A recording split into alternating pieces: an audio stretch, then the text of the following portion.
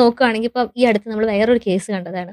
14 വയസ്സുള്ള കൂട്ടുകാരിന്നോ, ലവർ എന്ന് പറയുന്ന പെൺകുട്ടീനെ 16 വയസ്സുള്ള ഒരു പയ്യനാണ് ഉപദ്രവിച്ച് കൊന്നത്. ഉം, അതായത് സെക്ഷലി അബ്യൂസ് ചെയ്ത് കൊന്നത്. ഉം, അപ്പം അവിടെ പലപ്പോഴും പിള്ളേർക്ക് സംഭവിക്കുന്നത് ഒരു നോ അല്ലെങ്കിൽ ഇപ്പൊ അവര് പറയുന്ന ഒരു നോയെ ആക്സെപ്റ്റ് ചെയ്യാൻ പറ്റാത്തൊരു സിറ്റുവേഷനിലേക്ക് ഉം, ഇപ്പോഴത്തെ കുട്ടികൾ മാറുന്നുണ്ട്. അത് ഈ അവരുടെ ഉള്ളിലുള്ള ഇത്തരം കണ്ടന്റുകൾ കൺസ്യൂം ചെയ്തിട്ടുള്ള ഇൻഫ്ലുവൻസ്, അതുപോലെ തന്നെ ചില കുട്ടികൾ ഭയങ്കര ഹൈപ്പർ സെക്ഷൽ ആണ് എന്നൊക്കെ പറഞ്ഞു കേൾക്കുന്നുണ്ട്. ശരിക്കും അതിന്റെ പിന്നില് ഇതുപോലെയുള്ള ഒരു എന്താ പറയാ നമ്മളിപ്പോ ഒരു ഇൻസ്റ്റന്റ് ആയിട്ട് കിട്ടുന്ന ഒരു വാലിഡേഷൻ, അതായത് എന്റെ പവർ കൂടുക അത് കാണിക്കാൻ വേണ്ടിയിട്ടാണ്. എന്തുകൊണ്ടാണ് കുട്ടികൾ ഇങ്ങനത്തെ ഒരു രീതിയിലേക്ക് പോകുന്നത് എന്ന്?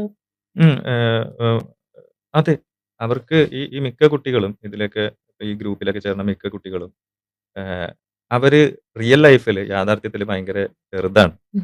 അവരൊന്നുമല്ല. അവർക്കൊരു പവറില്ല. അവർക്കൊരു ഡോമിനൻസ് ഇല്ല. ഒരു ആത്മവിശ്വാസം ഇല്ല. ഒന്നും ഇല്ലാത്ത കുട്ടികളാണ്. അപ്പൊ അവർക്ക് പെട്ടെന്ന് ഇങ്ങനത്തെ ഒരു കാര്യത്തിലോട്ട് എക്സ്പോസ്ഡ് ആവുമ്പോ കുറേ പേരുടെ അടുത്തുനിന്ന് ഇങ്ങനെ ഒരു അപ്രൂവലും വാലിഡേഷനും അതൊക്കെ കിട്ടുമ്പോ അവര് തന്നെ അവരറിയാതെ എന്തോ സംഭവമായി മാറുന്നതാണ്. ഉം.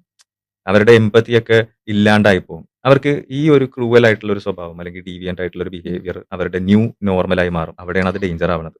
പിന്നെ ഈ കൺസെന്റിന്റെ കാര്യം ഉം. പറഞ്ഞപ്പോ നോ ആക്സെപ്റ്റ് ചെയ്യാൻ പറ്റാത്തത്. അതെ. അത് വീട്ടിലുമുണ്ട്. ഉണ്ട്. വീട്ടിലുമുണ്ട്. അതായത് മിക്ക കുട്ടികളെയും പാരന്റ്സ് വളർത്തുന്നത് ഒരു ഒബീഡിയന്റ് ആയിട്ട് മൂത്തവര് പറഞ്ഞ അനുസരിക്കണം. അതൊന്നും ക്വസ്റ്റ്യൻ ചെയ്യാൻ പാടില്ല. റെസിസ്റ്റൻസ് പാടില്ല. എക്സാക്ട്ലി. റെസിസ്റ്റൻസ് ഒട്ടും പാടില്ല.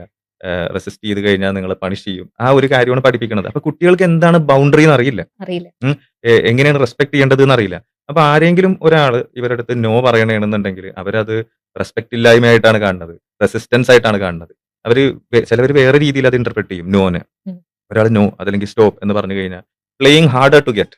യെസ്. ഇത് ഞാൻ ഏറ്റവും കൂടുതൽ ഈ ഇടയ്ക്ക് കേട്ടിട്ടുള്ള ഒരു കാര്യം. അതായത് ഇപ്പൊ നമ്മളിപ്പോ പറയുമല്ലോ, ഇപ്പൊ ആരെങ്കിലും ഒരാൾ നിങ്ങളുടെ അടുത്ത് നോ പറഞ്ഞാൽ അതിനർത്ഥം അല്ല യെസ് ആണ്, പക്ഷെ അത് പറയാതിരിക്കാനുള്ള ഈ ഒരു ചിന്താഗതി എങ്ങനെയാണ് വരുന്നത് എന്നുള്ളതാണ്. പ്ലേയിങ് ഹാർഡർ ടു ഗെറ്റ് അതല്ലെങ്കിൽ കുറച്ചും കൂടെ കൺവിൻസ് ചെയ്ത് കഴിഞ്ഞാൽ ചിലപ്പോൾ ശരിയാവുമായിരിക്കും എന്നുള്ളൊരു തോന്നല്.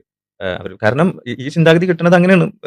നമ്മുടെ കെയർ ഗിവേഴ്സ് അല്ലെങ്കിൽ ഉം. പാരന്റ്സ് അല്ലെങ്കിൽ സൊസൈറ്റി തന്നെ പ്രോപ്പർ ആയിട്ട് എങ്ങനെ ബൗണ്ടറി വെക്കണം എന്നൊന്നും പഠിപ്പിച്ചു കൊടുത്തിട്ടില്ല, ഗൈഡ് ചെയ്തിട്ടില്ല. അവര് ഒബീഡിയന്റ് ആയിട്ടുള്ള റെസ്പെക്ട് ചെയ്യണ റെസിസ്റ്റൻസ് ഒന്നും ഇല്ലാത്ത കുറച്ച് അതേമാതിരി കണ്ടീഷണൽ ലവ് അങ്ങനത്തെ അതെ. കുറച്ച് കുട്ടികളെ ഇങ്ങനെ റേസ് ചെയ്ത് കൊണ്ടുവരുമ്പോൾ അവർക്ക് it's not surprising they won't know what actually no means. അതെ. ആക്ച്വലി